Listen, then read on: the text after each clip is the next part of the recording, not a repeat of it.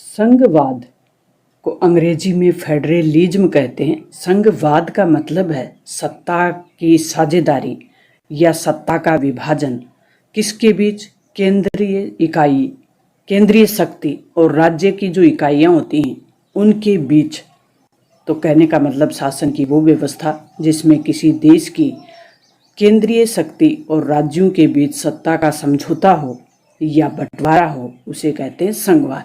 नमस्कार स्टूडेंट्स, आपका अपने चैनल पे स्वागत और अभिनंदन है। आज का हमारा महत्वपूर्ण टॉपिक होने वाला है वो है संघवाद। और संघवाद के कॉन्सेप्ट को हम इतना सरल तरीके से समझेंगे कि आपके एमए तक भी, जो कि पॉलिटिकल साइंस में होता है टॉपिक, वहाँ तक आपको पहले ही क्लियर हो जाएगा। तो इसकी और भी जो फैक्ट हैं, फीचर्स हैं, वो आपको समझ में आ जाएंगे। तो आज के सेगमेंट में हमारा संघवाद है वो बिल्कुल क्लियर हो जाएगा। उसको हम इसी सरल तरीके से समझने का प्रयास करेंगे। एनसीईआरटी को यदि विद्यालय जीवन में ही पढ़ लिया जाए तो फिर हमें कंपटीशन के समय आईएएस जैसी कंपटीशन, प्रशासनिक सेवाओं के कंपटीशन में सबसे पहले एडवाइस दी जाती है कि आप एनसीईआरटी पढ़िए। हम विद्यालय जीवन है, स्कूली लाइफ है, उसमें पढ़ते नहीं, उसको सीरियस लेते नहीं, तो फिर हमें पढ़नी पड़ती हैं। तो what is called federalism? Federalism is a system of government. सरकार का क्या है? एक सिस्टम है। Which the power is divide. Power क्या होती है? डिवाइड होती है बिटवीन ए सेंट्रल अथॉरिटी, किसके बीच? केंद्रीय सत्ता के बीच, एंड वेरियस विभिन्न कॉन्स्टिट्यूएंट यूनिट ऑफ कंट्री।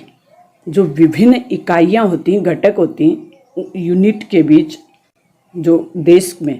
कहने का मतलब federalism is a system of government. सबसे पहले तो ये ध्यान रखें, सरकार का एक सिस्टम है जिसमें पावर क्या होती है? डिवाइड होती है बिटवीन किसके बीच?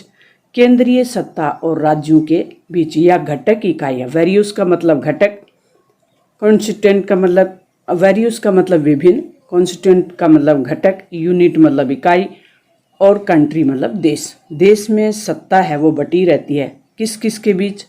केंद्र सरकार और राज्य सरकारों के बीच। अब हमें शब्द को बड़े ही सरल और सहज तरीके से और गहराई में जाते हुए समझने का प्रयास करेंगे। फिर हम अंतर करेंगे कि अमेरिका भी एक संघवादी देश है, भारत भी एक संघवादी देश है, दोनों में क्या अंतर है। फिर आप अपनी संघीय व्यवस्था और भारत की अमेरिकी संघीय व्यवस्था की तुलना कर पाएंगे। तो ज्ञात रहे प्यारे विद्यार्थियों कि संघवाद शब्द की जो उत्पत्ति है वह लैटिन भाषा के फोडस शब्द से हुई है, और जिसका अर्थ होता है एक प्रकार का समझौता या अनुबंध करना। वास्तव में जो महासंघ है, दो तरह की सरकारों के बीच संघवाद है, महासंघ मतलब संघवाद है, वो सरकारों के बीच सत्ता साझा करने और उनसे संबंधित जो क्षेत्र हैं उनको नियंत्रित करने के लिए एक समझौता होता है। और इस आधार पर कहा जाता है कि संघवाद की जो सरकार है वो सरकार का वो रूप है जिसमें देश के भीतर सरकार के कम से कम दो स्तर तो वहाँ मौजूद होते ही होते हैं। पहला स्तर केंद्रीय स्तर और दूसरा होता है स्थानीय या राज्य स्तर। आपको ध्यान होगा कि 73वां संविधान संशोधन और 74वां संविधान संशोधन हुआ हमारे देश में 1992 में, और उसके बाद से स्थानीय स्तर पे, यानी भारत में 3 टायर की सरकारों का प्रावधान है, यानी शक्तियों का 3 जगह बंटवारा है। तो संघवाद में 2 स्तर की सरकारें तो होती ही है, केंद्रीय स्तर और राज्य स्तर की सरकारें। भारत में संघवाद क्या है? तो संघवाद सरकार का वह रूप है भारत में जिसमें शक्ति का विभाजन आंशिक रूप से केंद्र सरकार और राज्य सरकारों या कहें क्षेत्रीय सरकारों के मध्य होता है। अब अमेरिकी संघवाद की तुलना हम भारत के संघवाद से करेंगे तो ऐसा क्या है कि हमने अपने संविधान में ऐसा एक शब्द यूज किया है। हमने फेडरलिज्म की बजाय हमने जो शब्द किया, हमारे संविधान निर्माताओं ने जो शब्द यूज किया है भारत के संघ के लिए, वो है अनुच्छेद 1 में और संविधान के भाग 1 में राज्यों के संघ के रूप में वर्णित किया है। किसके रूप में वर्णित किया है? राज्यों का संघ। हमने फेडरलिज्म शब्द यूज नहीं किया है, राज्यों का शब्द यूज किया है और संविधान की प्रकृति संघीय अपनाई है। अब ये शब्द यूज करने के पीछे कारण है, डॉक्टर अम्बेडकर ने बताया कि राज्यों का संघ यानी यूनियन ऑफ स्टेट जो शब्द यूज किया है उसका कारण है कि हमने फेडरेशन ऑफ स्टेट्स की तुलना में इसको प्राथमिकता दी है, यूनियन ऑफ स्टेट, यानी हमारा जो संघ है वो राज्यों का संघ है, न कि एक प्रकार का समझौता। जैसे अब अमेरिका से तुलना करेंगे कि जो अमेरिका का महासंघ है वह राज्यों के बीच एक प्रकार का समझौता है, वैसा भारत में नहीं है। राज्यों को संघ से अलग होने का कोई अधिकार नहीं है, राज्य संघ से अलग नहीं हो सकते, भारत में ऐसा प्रावधान है। तो भारत में संघ नहीं टूट सकता, यानी अविनाशी है, टूट नहीं सकता, राज्य टूट सकते हैं। भारत में राज्य पहले जब राज्य पुनर्गठन हुआ 1956 में, तब आपको ध्यान होगा 14 राज्य थे और 6 केंद्र शासित प्रदेश थे। वर्तमान में 28 राज्य हैं और 8 केंद्र शासित प्रदेश हैं। तो राज्य तो टूटे लेकिन संघ नहीं टूटा, भारत संघ नहीं टूटा, क्योंकि यूनियन ऑफ स्टेट शब्द का यूज हमने संविधान के अनुच्छेद 1 भाग 1 अनुसूची 1 में शामिल किया। विश्व की जब बात करें हम तो कितने संघीय देश हैं, तो दुनिया भर में संघवाद के उदाहरण खोजें तो आज दुनिया भर के लगभग 25 संघीय देश हैं, जिसमें सामूहिक रूप से दुनिया की लगभग 40% आबादी रहती है। जैसे भारत, संयुक्त राज्य अमेरिका, ब्राज़ील, जर्मनी, मैक्सिको और इसके अलावा और भी कई बड़े देश हैं जहां संघवाद को अपनाया गया। संघीय व्यवस्था चलती कैसे है? तो संघीय व्यवस्था में 2 प्रकार की सरकारें होती है, ये तो हमने बात कर ली। शक्ति और सत्ता का विभाजन होता है, ये भी बात कर ली। डिवाइड होती है, पावर होती है, वो डिवाइड होती है। आमतौर पर संघीय व्यवस्था में 2 स्तर की सरकारें होती है। एक सरकार है वो पूरे देश के लिए होती है, जिसका जिम्मा होता है या जिसकी जिम्मेदारी होती है राष्ट्रीय महत्व के विषयों को संभालना। राष्ट्रीय महत्व के जितने भी विषय हैं केंद्र सरकार के अंडर में आ जाते हैं। फिर जो प्रांतीय और राज्य स्तर की सरकारें होती हैं जो शासन को डेली कामकाज में देखती हैं, सत्ता के इन 2 स्तरों की सरकारें अपने अपने स्तर पर स्वतंत्र होकर कार्य करते हैं। भारत में ये सरकारें स्वायत्त होती हैं। नेक्स्ट वीडियो में हम बात करेंगे कि स्वतंत्र और स्वायत्त में क्या अंतर है। भारत में संघवाद की प्रमुख विशेषताएं क्या हैं? संघवाद की विशेषताएं देखें हम। सर्वोच्च सत्ता केंद्रीय अधिकार और उसकी विभिन्न जो भी इकाइयां हैं उनके बीच बटी होती है। इसके लिए हमने विधायी शक्तियों को 3 भागों में बांटा है, संघ सूची, राज्य सूची और समवर्ती सूची। आपने सुना होगा विभिन्न स्तर की सरकारें एक ही नागरिक समूह पर शासन करते हैं। संविधान के मौलिक प्रावधानों को किसी एक स्तर की सरकार अकेले नहीं बदल सकती। भारत में संघवाद कहाँ से लिया है? क्या हमने अमेरिकी संघवाद को लिया है?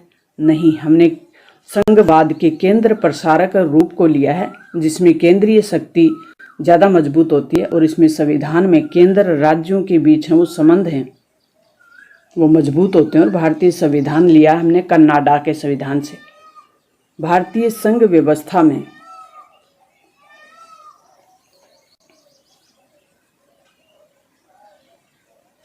उनकी बात करेंगे तो संविधान की सर्वोच्चता है। भारत में कानून का शासन आपको ध्यान होगा तो संविधान सर्वोच्च है, ना संसद सर्वोच्च है, ना न्यायपालिका सर्वोच्च है। सर्वोच्च है तो वह है भारत का संविधान, क्योंकि भारत में कानून का शासन है। संविधान के द्वारा केंद्रीय सरकार और जो इकाइयों की सरकार होती है उनके बीच शक्तियों का विभाजन होता है। लिखित और कठोर संविधान है भारत में।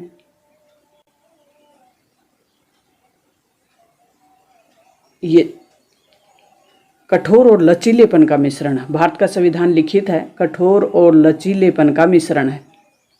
कठोर संविधान अमेरिका का है, लचीला संविधान ब्रिटेन का है। दोनों का मिश्रित रूप अपनाया हमने, तो कठोर और लचीलेपन का भारतीय संविधान में मिश्रण है। स्वतंत्र उच्चतम न्यायालय है। द्विसदनीय विधायिका है हमारी, 2 सदन वाली, एक लोकसभा और दूसरी राज्यसभा। राज्यसभा राज्यों का प्रतिनिधित्व करती है तो लोकसभा जनता का प्रतिनिधित्व करती है। दोहरी शासन प्रणाली है, केंद्रीय स्तर और राज्य स्तर। भारत में संघवाद क्यों जरूरी है? संघवाद को क्यों अपनाते हैं, क्या क्यों जरूरी होता है, तो भारत में संघवाद क्यों अपनाया गया? तो भारत में प्रशासन में केंद्र की जो शक्ति होती है वो स्थानीय निकायों यानी पंचायत स्तर तक प्रवाहित होती है। यानी केंद्र सरकार से लेकर राज्य और राज्य से पंचायत स्तर तक हमारी शक्तियां हैं वो बटी हुई हैं। इसी कारण देश में विकेंद्रीकरण आवश्यक है ताकि ये सुनिश्चित किया जा सके कि केंद्र सभी शक्तियों पर का अधिग्रहण न कर ले, यानी किसी प्रकार की तानाशाही अधिनायकवाद उत्पन्न न हो जाए। एक ही अथॉरिटी, एक ही सत्ता का, एक ही शक्तियों का एक ही जगह केंद्रीकरण न हो जाए, यही संघवाद की आवश्यकता को जन्म दिया, क्योंकि भारत विविधताओं में एकता वाला देश है। संघवाद कितने प्रकार का हो सकता है? तो संघवाद 2 प्रकार का हो सकता है। एक कमिंग टूगेदर यानी साथ आकर, जैसा कि अमेरिका में है। एक होता है होल्डिंग टुगेदर फेडरेशन यानी एकजुट रखना, पहले इकाइयों को अलग अलग करना फिर उनको एक करना। संघवाद के दोहरे उद्देश्य हो सकते हैं।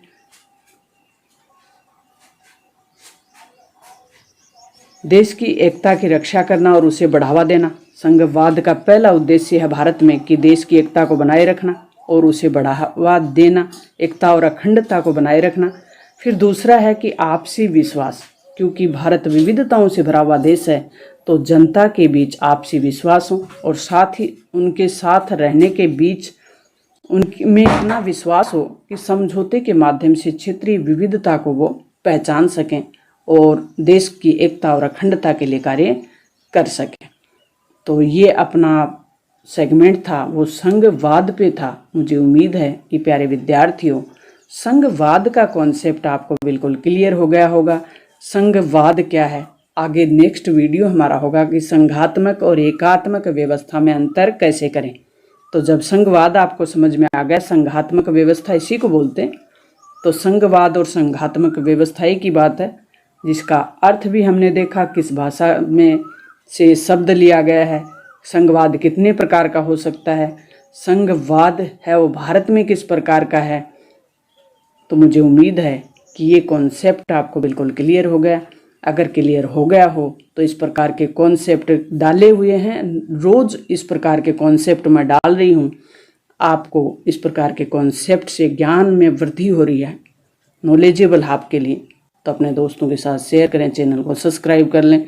हमसे जुड़ने के लिए मिलते हैं नेक्स्ट और महत्वपूर्ण वीडियो के साथ। तब तक थैंक्स।